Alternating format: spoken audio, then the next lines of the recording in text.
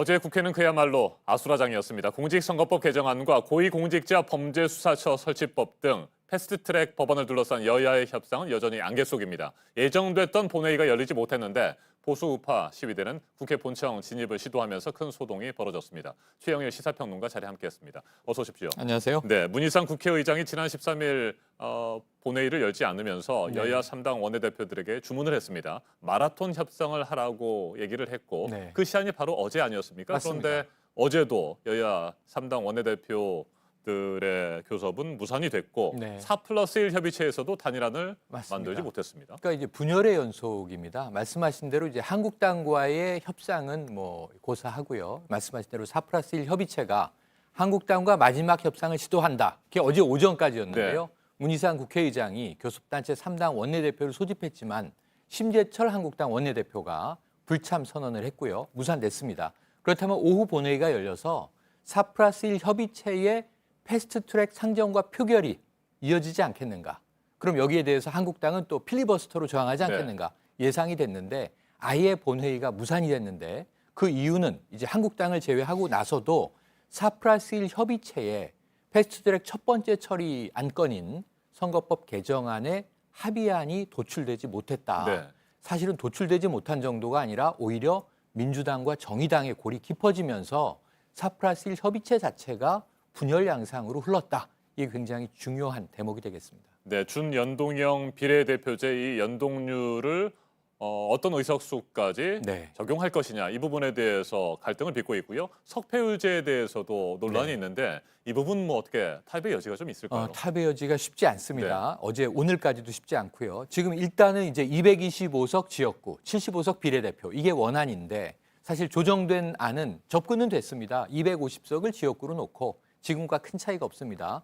그럼 50석의 비례대표를 어떻게 배분할 거냐? 지금 군소야당들은 정의당을 필두로 해서 자, 연동형을 적용하자. 그런데 여기에 대해서 제동을 건 게 이제 민주당이에요. 복잡한 계산이 드러나서 속내가 드러났다. 이런 표현도 이제 쓰고 있는데 이게 모두 다 비례대표로 하면 거대 양당의 경우에 한국당도 포함이 됩니다. 지금까지 이제 10여 석 되던 비례대표가 그야말로 두세 석으로 줄 가능성이 있거든요. 여기에 대해서 안 된다. 그러니까 이제 연동형 캡을 씌우자.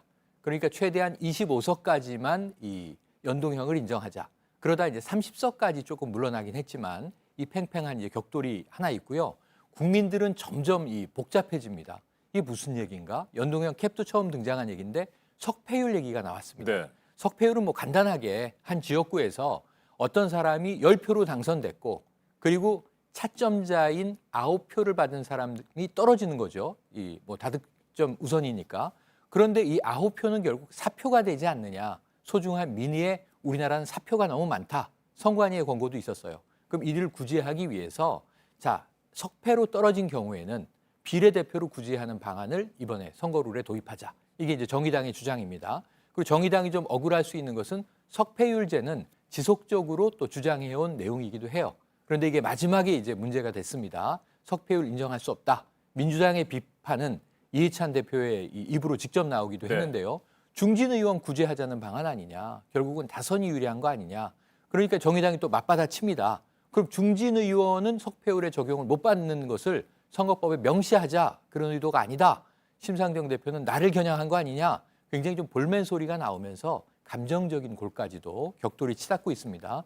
이것이 오늘이라도 좀 해소될 수 있을지 아니면 이제 민주당과 정의당의 이 격돌로 4+1 협의체가 아예 와해될지 또는 한국당은 이것은 지켜보면서 한국당이 원하는 방향으로 흘러가는 흐름이거든요. 그래서 조금 이제 국회 양상이 복잡해져 있는데 오늘 여기에서 전환이 될 것인가 아니면은 정말 밑도 끝도 없는 대혼란으로 빠져들 것인가 오늘 분수령이 될 것 같습니다. 자, 그래서 4+1 협의체에서 선거법 개정안에 대한 단일안이 만들어지지 않는다고 한다면 말씀하신 그 원안 지역구 225석의 비례대표 75석 그 원안대로 본회의에 상정돼서 표결이 될 가능성이 있어 보이기도 하고요. 근데 한국당은 그렇다면 한번 무기명 투표를 해보자 뭐 이런 식으로 검토해보겠다는 뜻을 밝히고 있는데 어떻게 될까요? 한국당은 환영 입장입니다. 원안대로 올리게 된다면 가장 관건은 뭐냐면 이게 통과되길 바라고 이제 상정하자는 게 아니에요. 한국당의 입장은 원안대로 올리게 된다면 지역구가 줄기 때문에 민주당 내에서도 반란표가 나올 것이다. 그걸 기대하고 있는 결국 거겠죠? 구결될 것이다. 이걸 기대하고 무기명 투표로 표결한다면 우리는 원안에 대해서는 본회의에 참석할 용의가 있다라는 게 한국당의 입장이에요. 이게 묘한 상황이 됐습니다. 지금 원안이라고 하는 지역구 225석, 비례 75석은 발의자가 누구냐면 심상정 정의당 대표예요. 그런데 이 원안대로 상정하는 것을 정의당이 지금 반대하는 양상이 됐어요. 그래서 일이 지금 꼬이고 꼬여 있는 상황인데 원안으로 올라갈 가능성이 있고 이것 때문에 민주당이 그렇다면 한국당과 물밑 접촉하는 것 아니냐 하는 음모론까지 나오는 상황입니다. 오히려 선거법은 부결되더라도 공수처법에 그럼 한국당의 힘을 빌려서 4+1 협의체가 와야 될 상황이니까 그럼 거대 양당이 결국은 담합해서 공수처는 살리고 선거법은 무산시키고 하는 것 아니냐. 근데 아직은 뭐 제가 관측컨대는 이건 음모론인데요. 뭐 이런 시나리오까지도 흉흉하게 나도는 상황이 됐습니다. 네, 더불어민주당과 정의당을 비롯한 4+1 협의체 그리고 자유한국당 이 같은 대결 구도가 이제는 뭐 굉장히 더 복잡한 셈법으로 예측하기가 힘든 상황이 됐어요.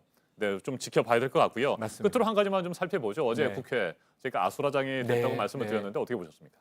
아수라장 또는 난장판 이런 표현이 등장했습니다. 자, 보수단체가 여의도에서 집회를 했고요.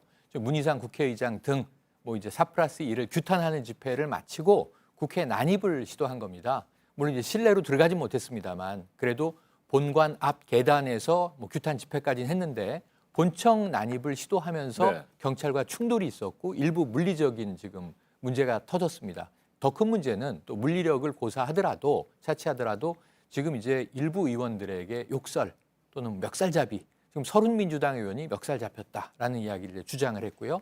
문희상 국회의장에 대해서도 문희상 끌어내라 이런 이제 이야기와 함께 욕설이 난무했는데 이 한국당이 동원한 거 아니냐 이런 비판이 또 민주당에서도 나왔어요. 한국당은 부인하는 입장이지만 적어도 이제 한국당 지지자들이 포함된 보수 회원들로 보여집니다. 오늘도 사실은 불안합니다. 이런 문제에 대해서는 여야 없이 이건 진영 논리 없이 일단 불법이기도 하고요.